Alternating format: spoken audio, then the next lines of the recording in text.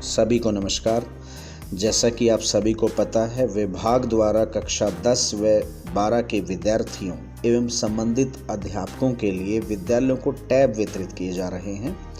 इन tabs का acceptance और student एवं टीचर को एलोकेशन भी किया जाना है विद्यालय द्वारा, जो कि अवसर पोर्टल के माध्यम से होगा। ये कैसे होगा, इसे हम इन ट्यूटोरियल्स के माध्यम से स्टेप वाइज समझेंगे और इस ट्यूटोरियल में हम स्टेप 1 और 2 पर चर्चा करने वाले हैं।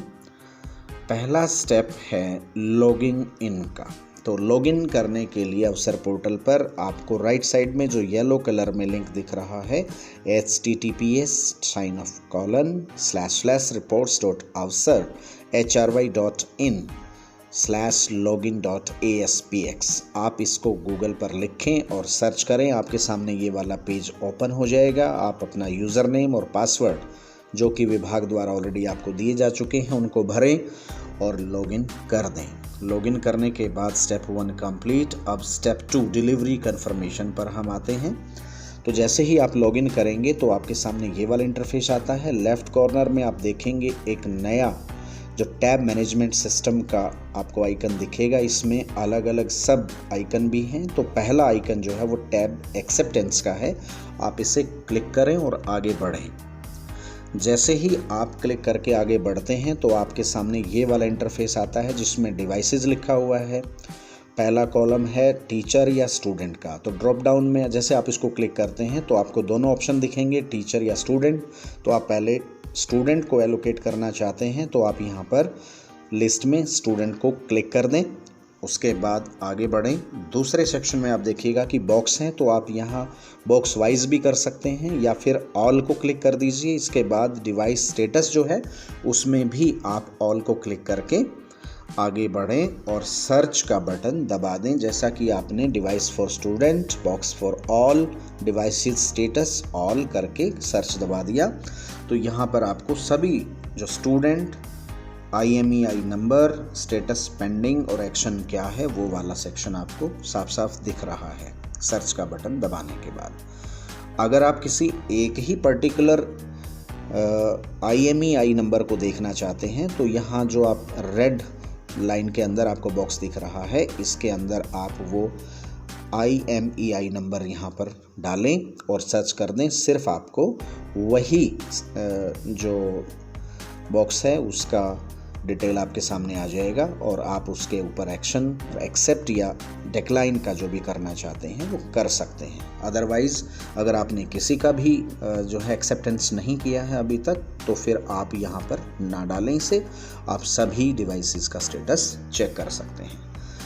ये प्रो टिप आपको दी गई है कि ये IMEI नंबर जो है, ये कोड जो है, ये आपको कहाँ मिलेगा।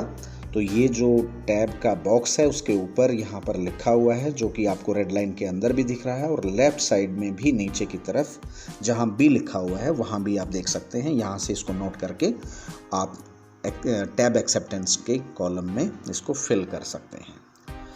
नेक्स्ट देखिएगा स्टेप 2 के अंदर क्या हमें कार्रवाई करनी है। तो यहाँ पर देखिएगा कि जब हमने सर्च किया तो हमारे सामने ये सारे के सारा जो स्टेटस कंप्लीट आ गया है। अब हमें एक्सेप्ट या डिक्लाइन में से जो है जो एक्टिविटी हमें करनी है हम वो यहाँ पर करेंगे। तो अगर हम एक्सेप्ट का बटन दबाते हैं तो उसके बाद हमारे सामने ये reports.avsar.hry.in सेज की are you sure to accept this device. तो आपको ओके का बटन दबाना होगा।